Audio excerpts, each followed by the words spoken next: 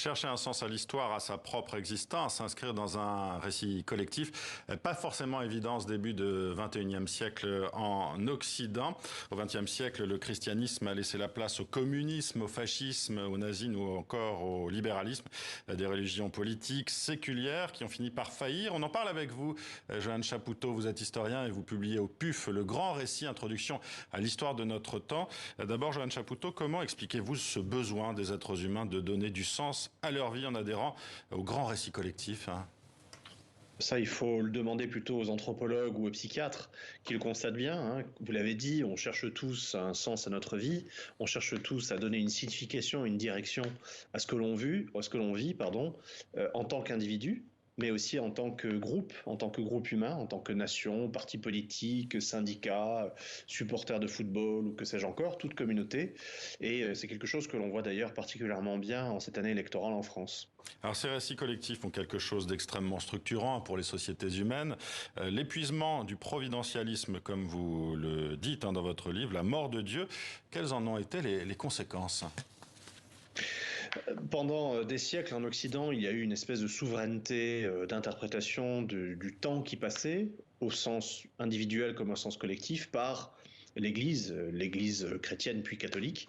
Et cette souveraineté d'interprétation, cette souveraineté herméneutique, elle s'est dissoute au XIXe siècle avec le recul de la foi et le recul de la religion. Et elle a laissé place, effectivement, à un grand appel de sens, une grande béance qu'il a bien fallu combler par ce que l'on a appelé au XXe siècle des véritables religions séculières ou des religions politiques, c'est-à-dire des messages ou des corps de doctrine qui allaient au-delà de la doctrine politique pour prendre en charge et pour prendre en considération des questions que d'autres doctrines politiques auparavant n'avaient pas forcément assumées, le sens de la vie individuelle, la question de la provenance, de la destination, de la naissance, de la mort, etc.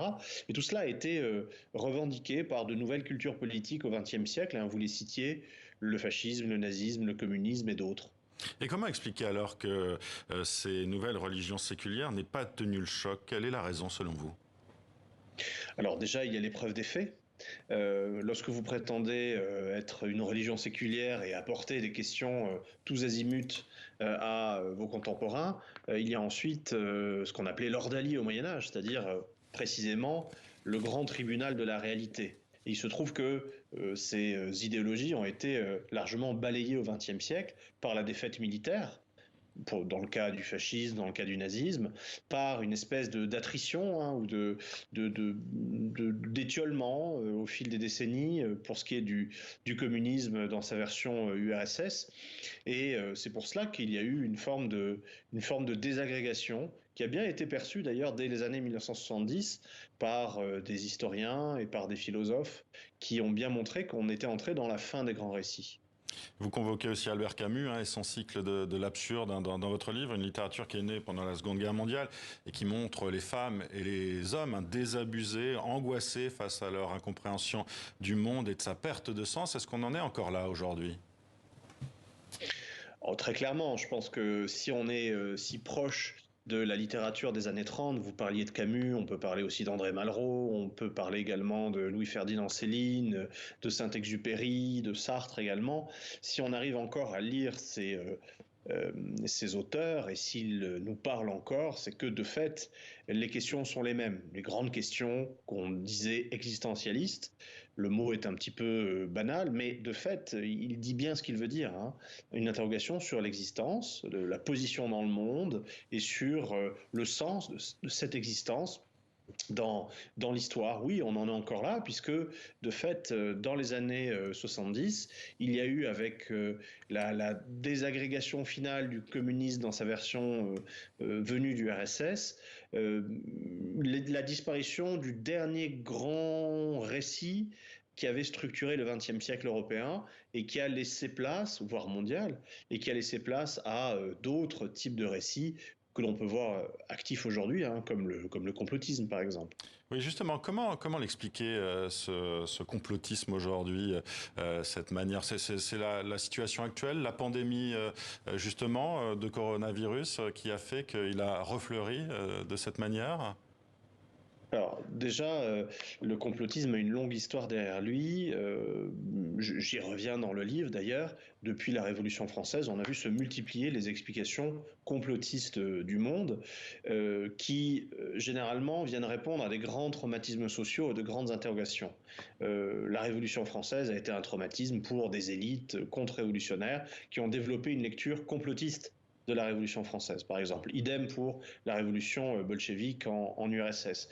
Et la multiplication des traumatismes de masse au cours du XXe siècle, avec par exemple la mondialisation, avec la désindustrialisation, avec le chômage de masse, et puis désormais, vous le disiez, avec la pandémie, suscite un besoin d'explication qui s'oriente vers le complotisme, d'une part parce que vous avez les structures, on va dire techniques, matérielles, pour la diffusion de ce genre de messages. Hein.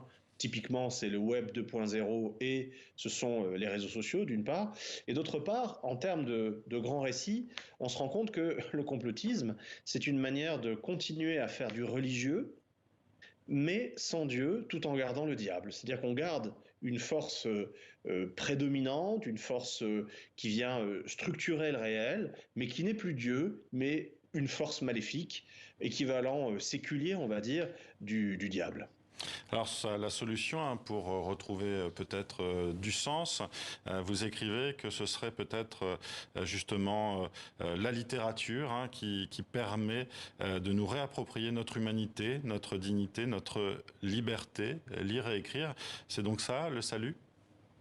Alors, au-delà de la littérature, il y a toutes les matières littéraires, si vous voulez, et peut-être plutôt une appréhension littéraire du monde, c'est-à-dire le fait de parler sa propre langue, de savoir parler, de savoir lire, de ne pas être dupe des mots. Vous le disiez dans votre journal tout à l'heure, hein, quand on passe de la pandémie à l'endémie, il y a 2 lettres de différence, mais c'est tout un monde qui change.